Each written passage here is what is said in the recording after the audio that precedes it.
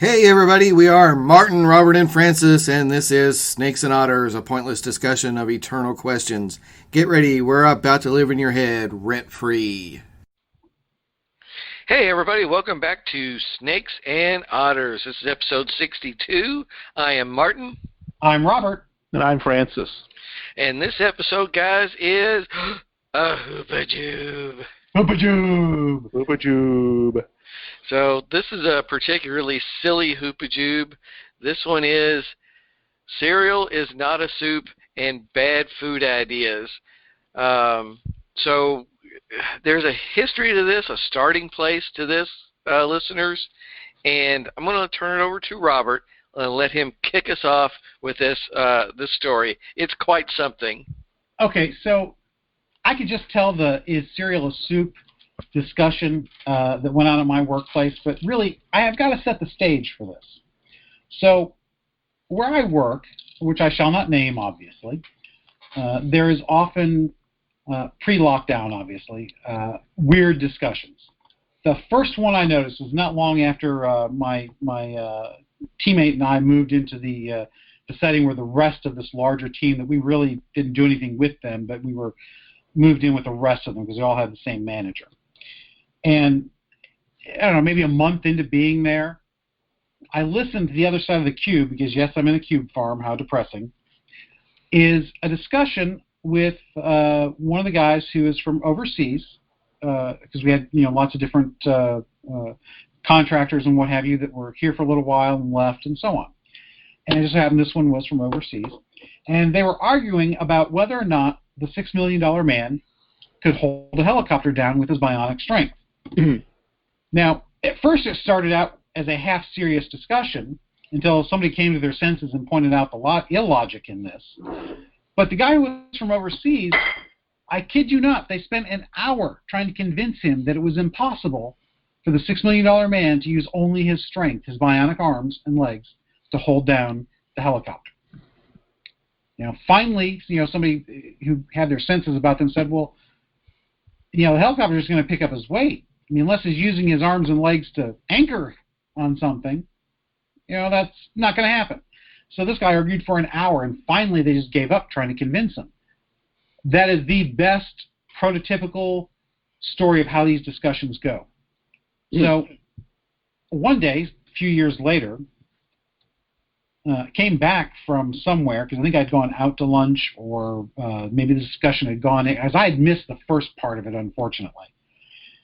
And I caught the tail end of it. And there was an argument going on about whether or not cereal is a soup. Because they were discussing it. Not everybody was on one side or the other. It was fairly mixed, because the whole idea of the cereal is, well, you're mixing ingredients in a liquid environment, basically. And the whole thing hinged on whether or not you have to cook it to make it a soup. Which, yes, I think you do, but that's me. But yeah, and that one went on. Not for a solid hour, but, little bits and pieces over several days. Really? Days? Yeah, I mean, like I said, 5 minutes here, 5 minutes there, 10 minutes here, and, so on. Because that one was just a great question to discuss, because it's a great philosophical question, too. Is cereal a soup? Because it really is about the essence of the thing, right? That's what philosophy is. Yes. So is Marcus cereal a Aurelius soup is one of the great philosophical questions of our time. Yes. It is also one of the great first world problems of our time. Well, apparently your coworkers are not the only people who discuss this. Apparently it's all over the internet. Well, I'm sure, yeah, they got it off the internet, but yeah. Yes, and in fact, I think I have found the definitive answer by surfing the internet, and that answer comes from... Well, of course, because it's on the internet, it has to be true. Yes. That's right, Abraham Lincoln said so, yes. Yes. I just think this is a curious place to find the answer, though. The Virginia Law Weekly... slow week for law that week. Yeah, Eleanor, I hope I'm pronouncing her name correctly, Eleanor Schmaltzel, class of 20, editor emeritus of the Virginia Law Weekly, The debate ends here. Why cereal is not a soup. Amen, brother. So Eleanor's position is that because you're not transforming the thing in milk, then it remains cereal. It is not a soup. Cereal in milk is cereal. Cereal not in milk is still cereal. But other ingredients in broth, you have soup. But if those ingredients are not in broth, then they stay the same. They are what they are. They're vegetables. Well, I mean, you could make. I mean, granted, I don't believe cereal is a soup either. It has nothing to do with whether it's cold or hot, because there are cold soups.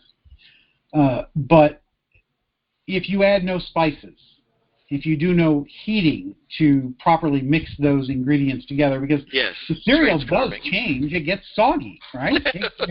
So yeah, it does change, but there's no true transformation in the sense that you are creating something that the sum of the parts are greater than the whole, right? Yes. What about hot cereals like cream of wheat or oatmeal? But it's transformed. That is correct.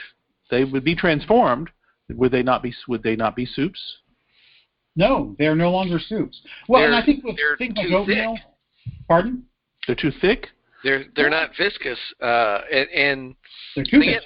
They're they're porridge. Well, porridge, or mush, or things like that. Soup requires some kind of liquid element to contain the rest of it. That's why when the liquid element becomes too thick, we don't call it soup anymore. We call it stew. Yeah, I would say that it's probably, well, then why wouldn't cream of wheat be stew? Well, it's not meat-based. Well, you can have vegetable soup. Well, yeah, but it's kind of hard to do a true vegetable stew without having some kind of meat-based gravy to go with it. Yeah, broth, yeah. I mean, you don't have to have meat-based gravy, but, you know... Martin usually is the contrarian here. I just decided to adopt it just because I could.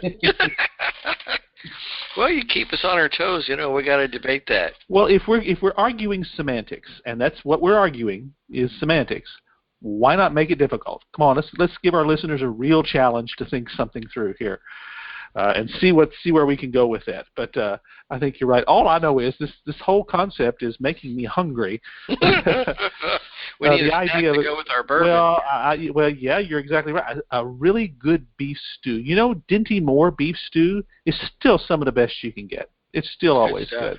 I got, I think, 4 or 5 cans sitting in my pantry right now.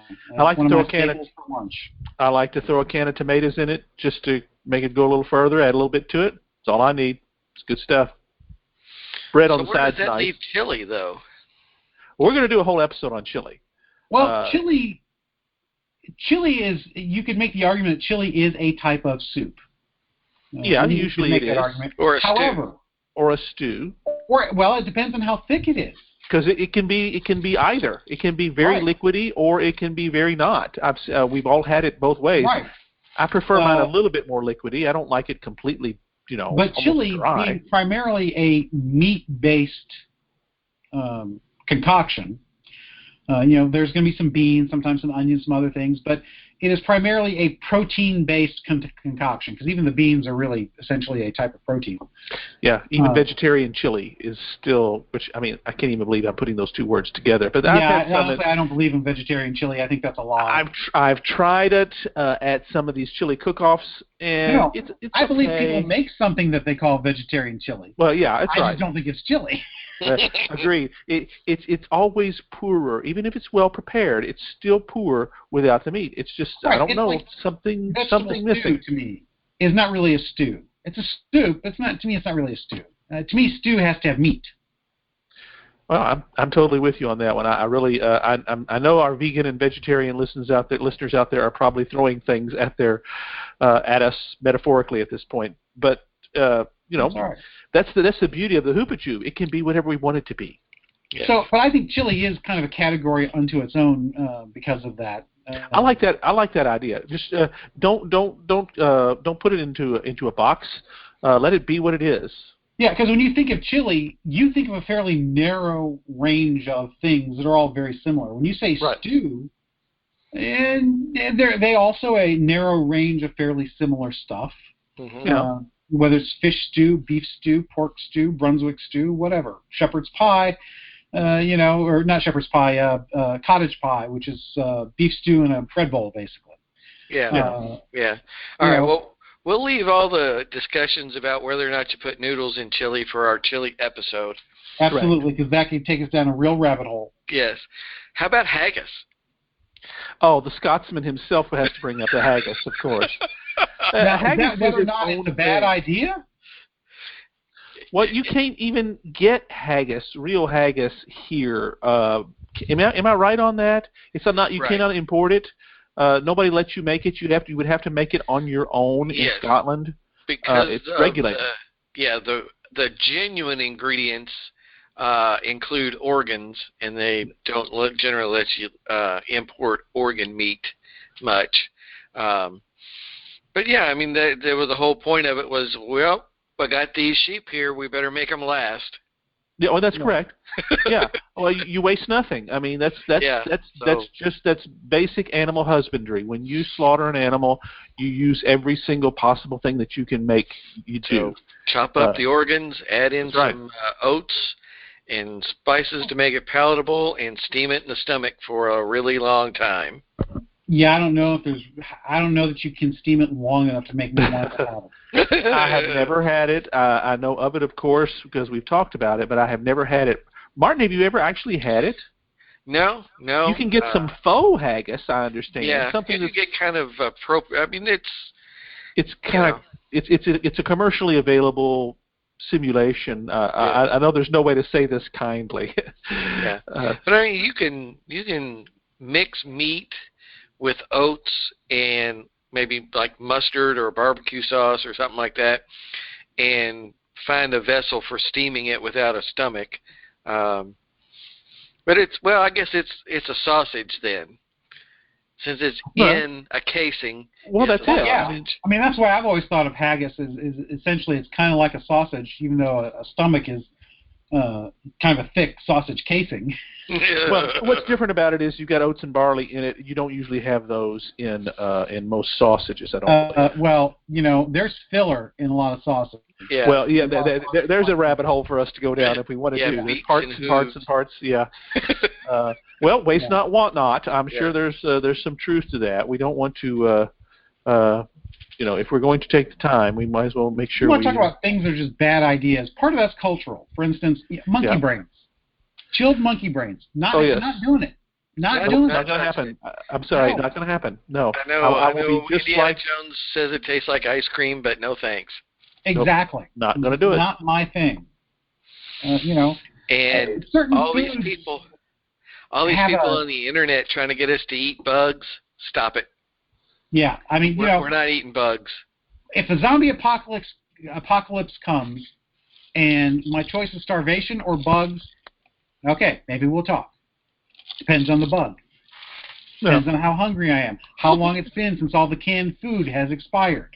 Well, but beyond that, no bugs. That's right. I see no compelling reason, like you say, at this point in time. If we have to figure it out, we're very adaptable, I'm sure. We live in a country where food is so readily available that a lot of the food choices that other countries make, other societies and cultures, are just incongruous to us.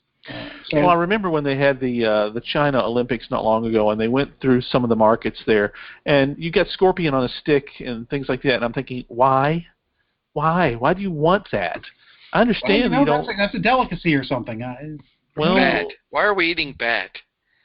Well, that's correct. I mean, this is not the negative zone, for goodness sakes. We don't need to do that. It's a flying rat. Put it down. Yes, it's a flying rat. Put it down. You're right, Robert. I don't see the need. Well, when you're in a country of 2 billion people and rice is one of your staples, and there's never enough food, scorpion and bat look pretty good. I suppose so. That's one of those. Chickens are prolific. Sure. They are. So So are rabbits. You could rabbits are too. You could replace bat with rabbits and chickens, I think. I'd eat rats just as soon. I mean, that's easily taken care of. Yeah, I mean, rabbits. All my fondness for rabbits, but in the apocalypse, you don't want steers and you want your chickens because you have the chickens plus the eggs. plus the feathers. I mean, chicken is a multi-purpose animal. There you go. But after that, you want rabbits because they reproduce quickly and they are cheap to feed. Yep. Clover. Yeah, and really, apparently they taste pretty good. I don't know if I've had Hassenpfeffer at one of the German restaurants, and it's pretty good. It's it's not bad. We would eat rabbits occasionally out in the country. Rabbit season was always something. My mother had 4 brothers, and whatever was in season is what we were eating that weekend because they'd go out and they'd bring back a mess of it. Squirrel in particular was extremely prolific. Yeah, fried squirrels, not bad. Many times. Squirrel and rabbit and all that sort of stuff. It's just when you're on a farm and you got 9 kids and they eat a lot and you don't make that much money as my grandfather did. Yeah, you learn to supplement. Yes, that's right. Fishing and hunting is what you do. That's you feed your family that way. And my grandmother could make anything taste good. Yeah, well, yeah. I mean, but things like us in Middle America, things like crawdads, we're not likely going to want to eat. No. But aside from those cultural differences, the other things, just weird and bad food ideas. Yes. One of the things that comes to mind to me is pimento loaf. Ugh. Why the hell do you put pimentos in lunch meat? Or olives. Yucko, absolutely yucko. I've never had the pickle loaf and all that stuff like that. Yeah, I've never had thing. It's olive loaf, pickle loaf, pimento loaf. It's all kind of the same type of thing. Yeah, and pickle loaf is not. I don't think it actually is real pickles. It's like pickled something, but I don't think it's real pickles. Awful. And I mean, I understand some of that processed stuff. I mean, Dixie loaf's not bad. I've had that. There's a few things. Okay. I cannot stand liver cheese. Meat. Yeah, it's processed meat. Liver cheese. I know that. I like that. I like me some Braunschweiger. Really? Yes. Really? See, because I always Braunschweiger, some liver cheese on some. Now the liver cheese is usually the sliced Braunschweiger, with a little white square with a little white fat around it. That's right. And I would always tear the little white part, the crust, so to speak. Yeah. I would always tear that part off, but because it came right off. I never could. Braunschweiger, that liver cheese on cracker, that's good stuff to me. Yeah. Well, and I don't like liver. I can't stand it, but that I like. Yeah, that's right. Yeah, my father used to like those a lot. Of course, he would eat sardines with mustard out of the can. Yeah, you want to talk about weird food stuff. That's definitely sardines right and up there. Anchovies, no. Well, a little anchovy in a Caesar salad, especially if it's cooked down, not bad. It just adds a little salty flavor to it. My estimation of you and your character has just gone down. I'm sorry. I never thought I'd actually say that because I would never eat them by themselves. Usually they're dissolved in the dressing or something like that. Yeah. It gives a little bit of flavor to it. It's not bad on pizza either if it's done well. But you're right. I couldn't do that. But the sardines, I mean, my God, I saw my father eat those things, and they are basically eating fish heads and all the pieces with it, with mustard on a cracker. And I'm thinking, oh, kill me now. If zombie apocalypse happens and we've got a pallet of sardines, I'm probably going to die. That's all there is to it. Yeah, it's a tough choice there. So how about a few corporate ideas that didn't turn out too great? Of course, chief among them is always New Coke. Oh, I was hoping you would mention that. See, we are of the age we remember that fiasco, and I still don't understand why. Nobody's ever been able to explain why. It didn't taste good. I mean why they did it. Why they even brought it out. They thought it was an improvement. They actually went through focus groups. They actually thought they were improving the taste. Now, some say it was a conspiracy, that they took a small hit early on, and when they brought regular Coke back, which people say it's not the same Coke, but it's close enough, that when they brought it back, they got more shelf space, that they took shelf space away from the Pepsi products. Well, maybe. I don't know. I don't know. It's a very regional thing, Coke and Pepsi, depending on where you're at. We're pretty much in the Coke belt here. Of course, both are represented very, very well. Well, yeah, but I mean, that's because everything here in this part of the country is a Coke. Yeah. That's exactly right. Liquid, it's a Coke. Yeah. The word pop just doesn't appear in our lexicon. Well, it does in mine. Well, I know that's right because pop's more of a northern. Exactly. Upper Midwest. That is correct. We call them soft drinks down here too. There's some of that. Yeah. But they're all. Yeah, that has taken over. Not taken over, but has become very more prevalent in the Midwest and the South than it used to be. Yeah. But But things, yeah, you've got the McRib sandwich, which keeps coming back, but it's like Spam. It's one of those things that everybody likes to lampoon, but I think everybody secretly likes. McRib has always been very popular. I mean, but it always gets a lot of grief. It's always made fun of. Well, you're right. It's not exactly. really rib meat, I don't think, in any way. So it's they make a bunch of them. Ribs, in many respects, one of the key ingredients is the sauce. If you get the sauce right, you can overlook a lot of other things, and maybe that's what's going on here. Well, yeah, you dump enough sauce on anything, it'll taste good. I'm kind of with that. Well, maybe not anything, but just about. That was a Jeff Foxworthy joke about Hormel chili. You could pour that on top of your head and your tongue and beat your brains out getting to it. Yeah. So that's good Jeff Foxworthy Hormel chili. It's good stuff. It's not the same as homemade chili, but I don't think it's intended to be. It's certainly. I've always liked all that. Vienna sausages, you guys remember those? Those were always. My dad used to eat those all the time. Those were actually great with crackers. Vienna sausages and Spam and potted meat were staples of long car trips. Yeah. Oh, that's right. Oh, the deviled ham. I had forgotten that potted meat stuff. That was great. I love that stuff. Yeah, how you eat that with crackers? It's like a ham salad, only it was cheaper and easier, I guess. Yeah. It's like, a lot of things get a lot of grief, but, a lot of people still like them. It's like corned beef hash. Oh, love it. Absolutely I love that. But, that's looked down upon. That's not good food. It's like, hell yeah, it's good food. That's tasty stuff. That's exactly right, yeah. Fry it up with some eggs. It's fantastic for breakfast. Spam and eggs is not bad. I mean, it's not as good as steak and eggs, but, hey. Steak's a little heavy for first thing in the morning, though. Waffle House makes a fantastic steak and eggs. IHOP makes a fantastic steak and eggs. It's a great. They go together very, very well. Usually, if you're going to put me in one of those places for breakfast, you can get a very inexpensive cut of steak at both of those places, and it's fantastic. Fantastic. It's easier. You throw a little A1 sauce on it. It's good eating, boys. It's hard to pass up bacon. I understand that. Bacon is one of those things in life that reminds us how much God loves us, because it is so wonderful. Yes. Because bacon, like caramel, makes everything else better. That's correctly right. Oh yeah. All right. Well, we're drifting into good food ideas, and that's true. I've got one for food you ideas. Here. Yeah. Go. A clam chowder popsicle. Ugh. Ew, that does sound horrible. Jucko. I mean, that's just nasty. That I can't. Who thinks of this stuff? Whoever gets paid. I mean, think about this. Somebody not only gets paid to think of this stuff, they figure out a way to market it. Yeah. And I love the marketing. Chowder, but whoa. Yeah, that's the whole donut sandwiches thing, I think, was a marketing donut deal. Breakfast sandwiches. That's just nuts. Putting sausage and eggs between two donuts. I mean, it's bad enough at the state fair that they would do the hamburger between it.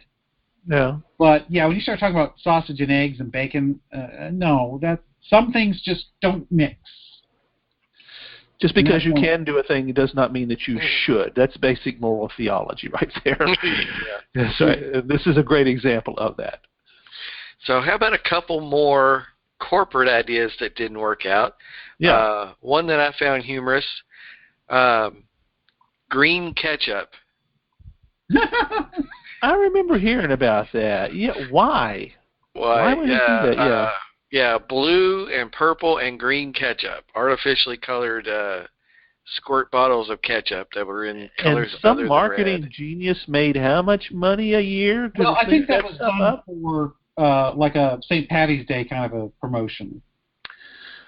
Okay, I guess, but green beer, green ketchup, it's all the same. All the same thing. Yeah. Well, that's fine. The old Shamrock Shakes at McDonald's were pretty sweet. They would do those around St. Patrick's Day, which were pretty cool. But what else you got that's weird there, Martin? Another corporate bad idea that I remember very well, the Wow potato chips from Lay's. They were fried in olestra. Oh, yes. They yes. caused Oh, my anal God, the fart leakage, didn't chip. they? Yes. Yes. I remember that. The That's how chips they. that would give you stomach cramps and make you go in your pants. That's right. That's how they described it. Anal leakage. Yeah. Yes. Oh, give me who doesn't want some of that, boys? Yes, 'cause right? the FDA couldn't make them say you would shit your pants if you That's eat right. these. Oh yeah, that's yeah. Maybe Well, that you know, should go back for further development. Honestly, I like them, but I think one of the corporate things that gets panned a lot, again, it's one of those things that it's still around, are those KFC bowls. Yep. Oh yeah, I enjoy a good KFC. From a marketing standpoint, they're a great idea. Everything in one little bowl. Yeah. People like that. That's one of the things that is interesting about this list, or this whole concept, because you got the stuff that is truly stupid, like is cereal a soup. Then you got the stuff that is, well, you know, we have to say we don't like it, but we secretly do. Yeah. And then there's the stuff that is just, you know, just bad ideas all around that just nobody would like at all. You know, it's just and clam chowder popsicle. It just amazes me. Again, I think these are all first world problems. Yeah. They are. People in, you know, the worst slums in India, no offense, India, you know, are not sitting around saying, "Oh my God, can you believe KFC came out with one of those famous bowls? That's disgusting." No, that just doesn't happen there. No. It's just, you know, chicken and gravy and mashed potatoes. Can't go too wrong there. Exactly. You like all of those things, so. Yeah, I'll give somebody some credit on that. That was one of their better ideas. It sticks around. They can't seem to get a chicken sandwich right, though. I've never understood that. It goes away. Kentucky Fried Chicken. They have not been able to. They can't keep a chicken sandwich as a standard item there. They've had original recipe sandwiches. They've done different sandwiches. They'll bring them in for a while. They'll go away for a while. You'd think they would be the chicken sandwich king. But they're not. They're not even close. I mean, well, but you know, their strength is the chicken breast and the chicken leg. You know. Oh yeah, it is. They've always wanted to do more than that, though, and they've never managed to do that. I'm still not quite so sure why. Yeah, the popcorn chicken has finally made it to a permanence on their menu. Oh yes, that came and went for years. Right. And it's I mean I know they're constantly researching trying to expand their product line, and yet you know Chick-fil-A cleans their clock in many respects.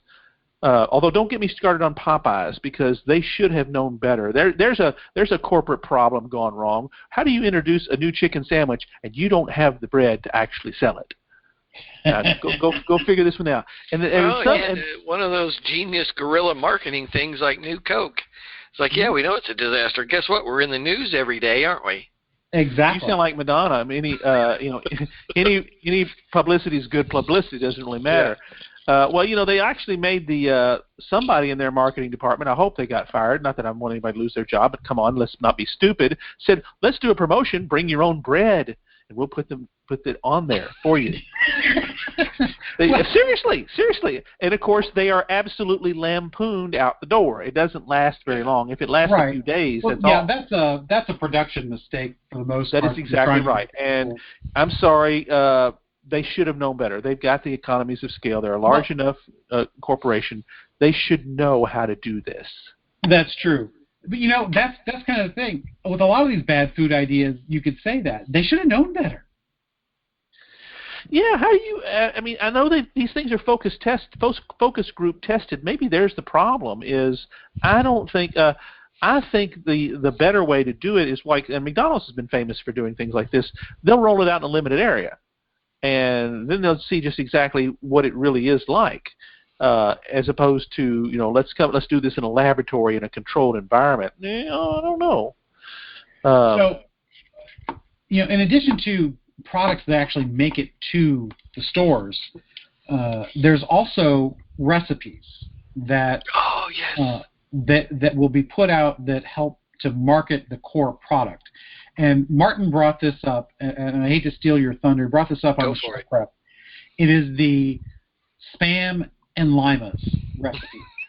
It's an ad from, looks like the 1960s, and it's a huge platter of lima beans, and then Spam slices in a circle, and then more lima beans, and then Spam slices in a smaller circle, and then in the center another bit of lima beans. And it just looks disgusting. And oddly enough, it's not the Spam that looks disgusting. It's all the lima beans in there.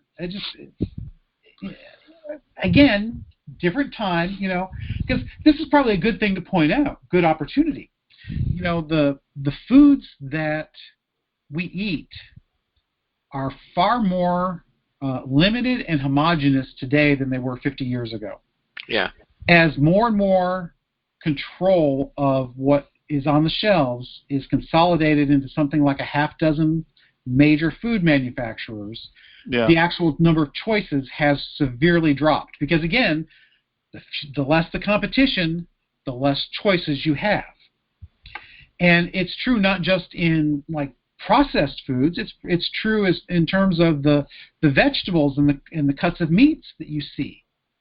It's entirely different than it was 50 years ago. What my parents ate growing up. Now, granted, my parents ate growing up in the 30s and 40s. That's a little bit different. But what my older brother and sister, what my parents fixed in the late 50s, early 60s, is entirely different than what I grew up eating. Well, we've abandoned vegetables other than the potato. We really have. To a large degree. I mean, hardly, people just don't eat vegetables the way they used to. And it shows in our diets. You got 3 vegetables that are the primary vegetable, maybe 4. I guess you could say there's 5, and any 2 of the 3 are really the primary that you get. It depends on the household. Because you got your corn, your beans, your carrots, and your peas, and your potatoes. Yep. And potatoes are almost always one of those, and usually you pick one of those other 4 to go with them. Mm-hmm. Sometimes you have a salad, but people have gotten out of the habit of having salads before meals as a regular thing. It's a great way to get green vegetables. Yeah, that's palatable, and it's dressings and all that stuff like that. You can remake itself all the time if you wanted it to. I love a good salad. So, Martin, one of the other bad ideas, and this is just bad ideas just from it may have tasted fine. I don't even know what it's made out of. But it was right after the Spam and Limas. Do you want to take that one next? The candle one? Spam and Limas. Let me Number find 16 on that list. So, this is just a kind of another one of these internet lists of these horrible vintage recipes. And you get out old cookbooks sometime. If you ever see them in a yard sale or something, these old cookbooks, of them, and look through them. But yes, the number 16 on this list is the banana candle, which looks like a banana cut off at the base. And what is that? Is that like a piece of pineapple or something that it's sitting on? And then that looks like there's some kind of frosting coming from the top of it. Or cheese. That could be cheese. Cheese, yes. So, and that's a strawberry maybe on top? Yeah, so if you can imagine melted cheese pouring down lengthwise on an upright banana, I hope that description is enough visual for you. Yes. Yeah, it could be icing, but it's hard to tell. But yeah, it looks like it's meant to be a dessert. I think. It's very phallic, that's for sure. Yeah, I'm glad you said the word because somebody needed to. Because it definitely, it's absolutely that. Yeah. It comes from a book called "Be Bold with Bananas." Okay, that means an entirely different thing today than it did 50 years ago when that came out in 1972. Yeah. So yeah, and then there's just some other really horrible things on this list. Again, vintage recipes are. Again, when people really had to make things do and make things last, tuna and jello pie. Oh my God! Horrible sounding. They have ruined 3 things in one dish: pie, tuna, and jello. Yeah. This one sounds especially unappetizing to me. I don't know. Maybe it's not that horrible, but ham and bananas with hollandaise sauce. Yeah, I like hollandaise sauce. I like this one ham. because the ham and hollandaise is good. Yeah, that's kind of where I'm going here. Banana part that's, Just two things that shouldn't go together. Well, I can see where the hollandaise flavor might enhance the banana, maybe. I don't know. Or even the ham to go with it, because ham and pineapple is a thing. So a little bit of sweetness to go with the ham. But all three of them together just sounds, I don't know. Yeah. That's one I wouldn't mind trying just to see what it tastes like. Yeah. Yep. So, yes, worst food ideas and worst vintage recipes. They're awful, awful, awful. Yeah. Horrible And now stuff. some of these seem like, well, that's not actually so bad. Because now part of it's because of what it is. Like there's a hot dog fondue thing, which fondue is basically stuff that you dip in cheese and deep fry. Right. So that dipping stuff in cheese and deep frying it covers a lot of sins. Mm-hmm.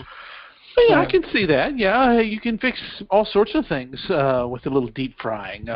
I'm on the board with that. Yeah. Yeah, a lot of this stuff that we're talking about comes from probably the 60s, late 50s, 60s, and maybe early 70s. And there was this trend, this thing. You had to put stuff in like Jello molds, whether it was Jello or not, although often it was, and loaf pans to make like a meatloaf kind of a thing out of it. Yeah, loaf.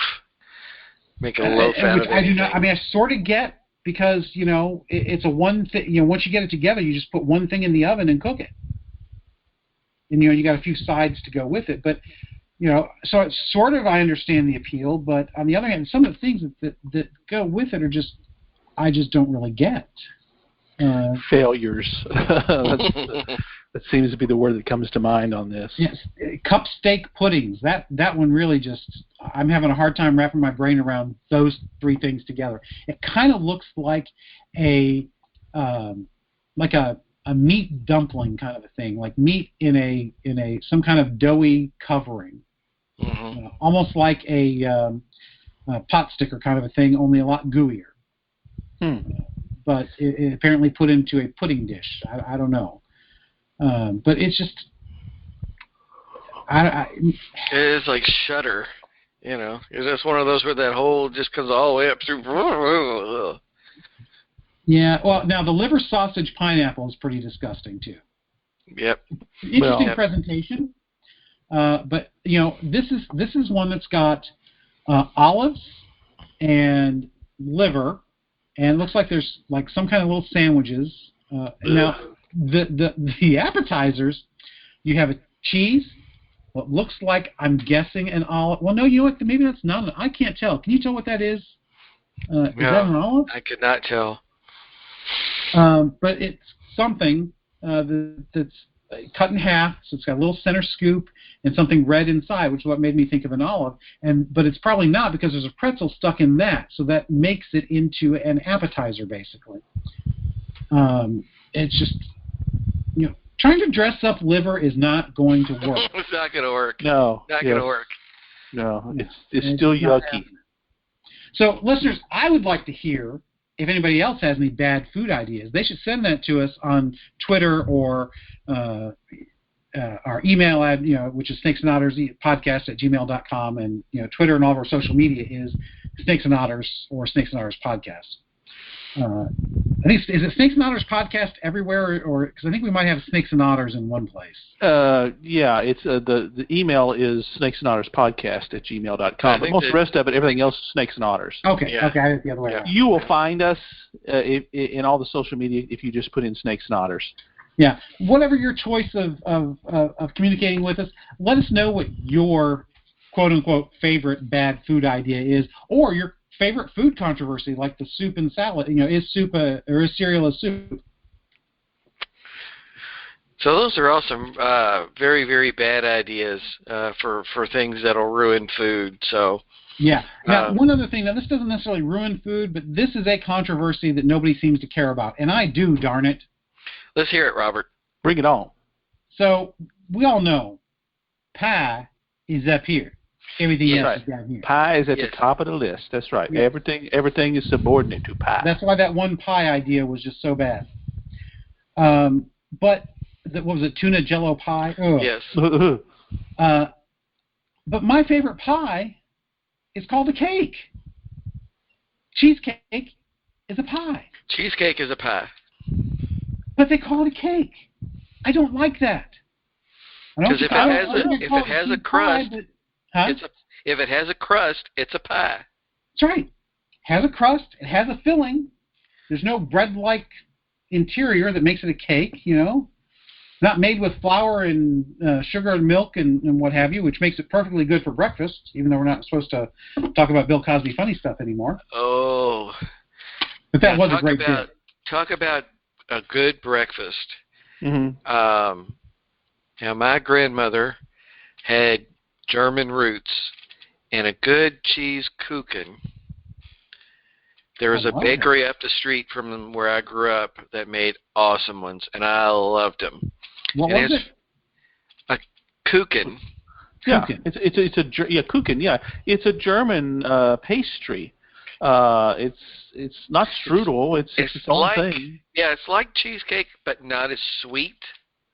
Hmm. And it's usually baked a little bit longer, so it kind of browns a little on the top. And they're so good. They're really hard to find. Yeah, really good, but they're hard to find. Well, this town had a lot of German immigrants, and a lot of the bakeries around through here would feature them a lot. Yes. Because it was traditional in many families up through there.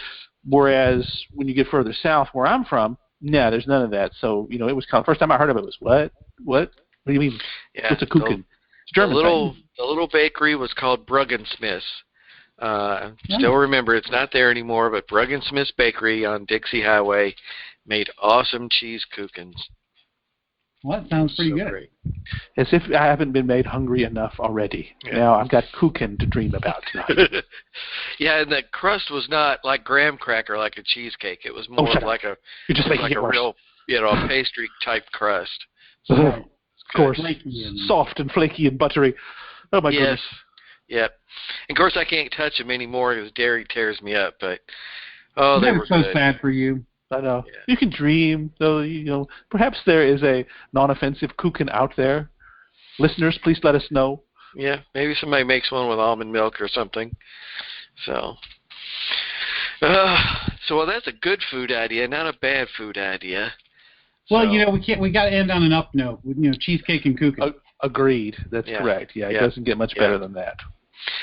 So I guess we'll wrap this up. That was pretty funny discussion of some really bad food ideas. And again, credit to Eleanor Schmalzel, Virginia Law School class of 20, for settling the debate that cereal is not a soup.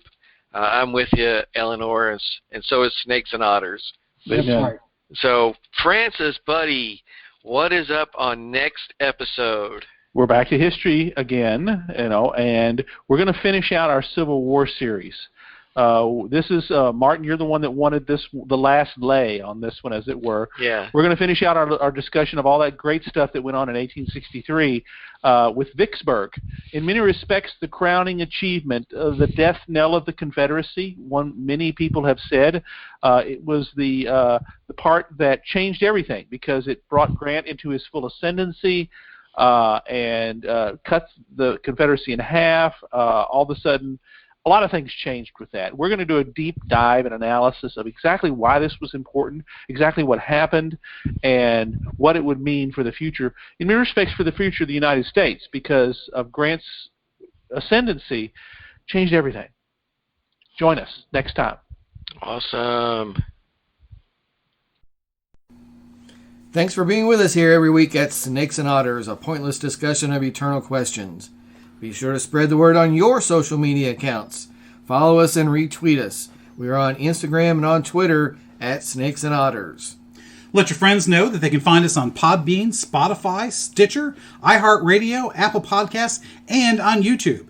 Just search Snakes and Otters Podcast to find us, and please remember to leave us your comments and reviews. It helps people find us. And you can always send us an email at snakesandotterspodcast@gmail.com.